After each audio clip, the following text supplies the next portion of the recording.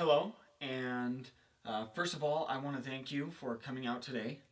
Um, my name is Taylor Winch, and I'm a second year student here at Snow College. Now, I want to talk a little bit about who I am and where I come from before we get too entrenched in this speech. Now, I come from Taylorsville, so I moved down here 2 years ago, actually, to begin college here at Snow College, the Ephraim campus here. And uh, when I first started college, I basically wanted to get out of my parents' house, right? And that meant that I'd have to go to college away from my parents' house. So, um, but later on, a little bit later on, after I moved down here, I figured out that I didn't like college. And I have since changed, but at the time, I feel like I wanted to get out of college not because it was difficult or boring or anything like that. The reason I wanted to get out of college was um, because I felt as though I was wasting my time and my money by attending college. And I felt that that time and money would be better spent elsewhere. Now, I feel like this is a common issue among beginning college students, if you will, uh, because we view college as a hassle, right? And not necessarily that, but we view it as an expense, right? Now, now I feel as though college is a great thing for me, and I really enjoy going to college, and I really enjoy participating in college. And the reason is that somewhere along the road, I discovered that college wasn't an expense. College was an investment. Not necessarily in the short term, but definitely in the long term. So today, I want to talk about college and how you can turn it from an expense into an investment. And more specifically, how you can use the power of mathematics to bring yourself to that higher level of understanding.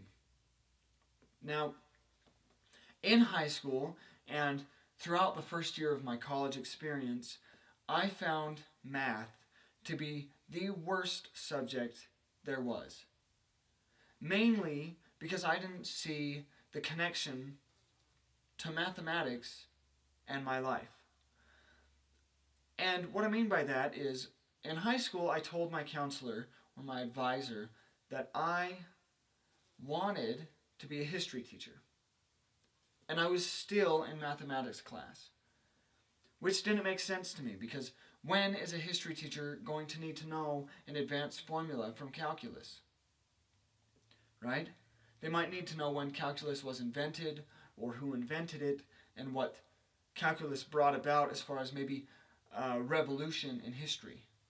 But they didn't need to know formulas, right? I was so focused on how math was frustrating that I forgot that math was a tool, right? And I forgot how to use it. And I think that a lot of us are in the same boat.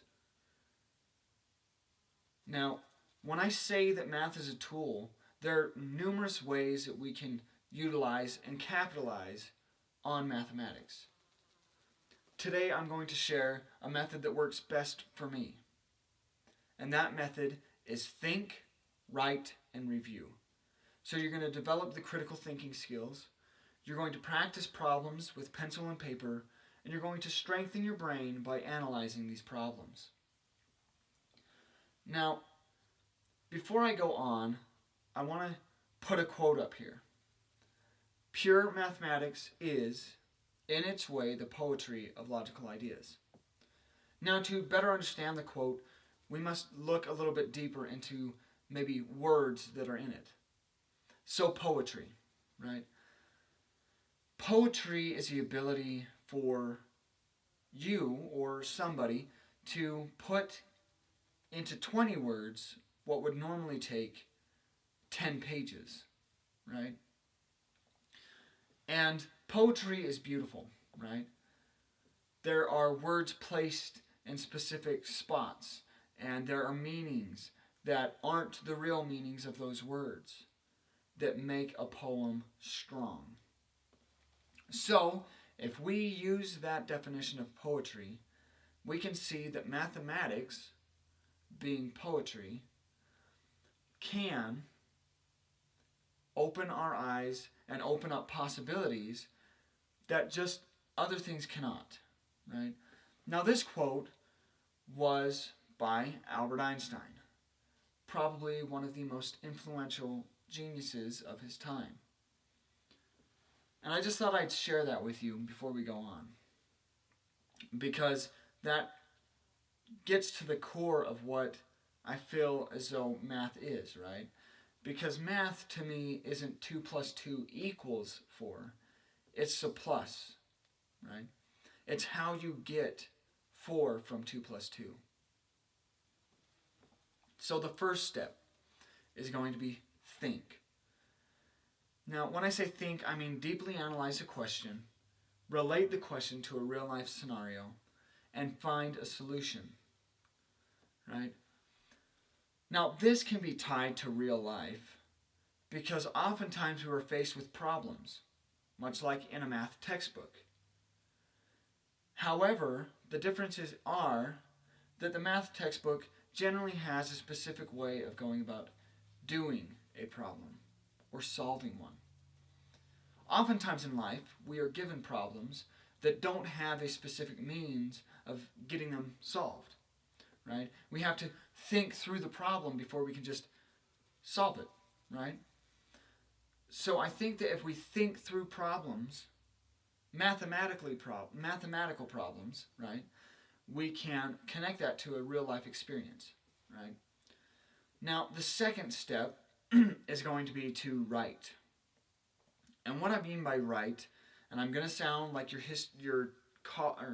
high school math teacher when I say this, but I want you to show your work, right? I want you to write the problem. I want you to write the calculations, and I want you to write the answer.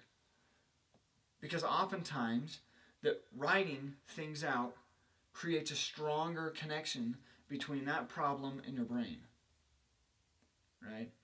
And oftentimes, we don't establish a connection between our brain and the problem we're dealt with, or we're dealt, right? So I think that it's very important to write the problem. And I think writing the problem and the calculations is even more important than finding the answer, than getting the answer, right? So the third step is going to be review, okay? And what I mean by review is you've got to retrace the problem, plug in your answer, and rethink the question if needed. Because no matter how hard you try to get to an answer, it's not going to be worth it if it's the wrong answer.